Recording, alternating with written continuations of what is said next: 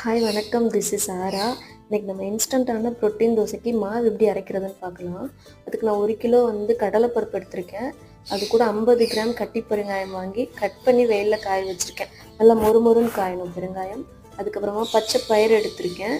பச்சை பயிறு நான் 1/4 கிலோ எடுத்திருக்கேன். இன்னொரு 1/4 கிலோவுக்கு நீங்கள் வேணும்னா கருப்பு உளுந்து வாங்கி நல்லா காய வச்சுக்கலாம். இது எல்லாத்தையும் நல்லா காஞ்சக்கப்புறமா அது கூட ஒரு 20 வரமிளகா காரத்துக்கு ஏற்ற மாதிரி சேர்த்துருக்கேன். அதுக்கப்புறமா சோம்பை வறுத்துட்டு சேர்த்துருக்கேன். நீங்கள் வேணும்னா கருவேப்பிலையும் சேர்த்துக்கலாம், காய வச்ச கருவேப்பிலை. எல்லாத்தையும் போட்டு நல்லா அரைச்சிக்கோங்க. தென் வேணுங்கிற டைமில் தேவையான அளவு மாவு போட்டு அதில் தேவையான காரம் போட்டு உப்பு போட்டு தண்ணி ஊற்றி தோசை மாவு பதத்துக்கு மிக்ஸ் பண்ணி ஊற்றுனீங்கன்னா சூப்பரான தோசை ரெடி. ரொம்ப டேஸ்ட்டாக இருக்கும் நம்ம ஃப்ளேவர்ஸ்லாம் ஆட் பண்ணதுனால. இதில் நீங்கள் முட்டை போட்டு கூட மிக்ஸ் பண்ணலாம், ரொம்ப சாஃப்டாக இருக்கும். சாண்ட்விச் பேஸாக கூட யூஸ் பண்ணிக்கலாம். நல்ல சீசன் பண்ணதுனால இப்படி இருக்குது. தேங்க்யூ.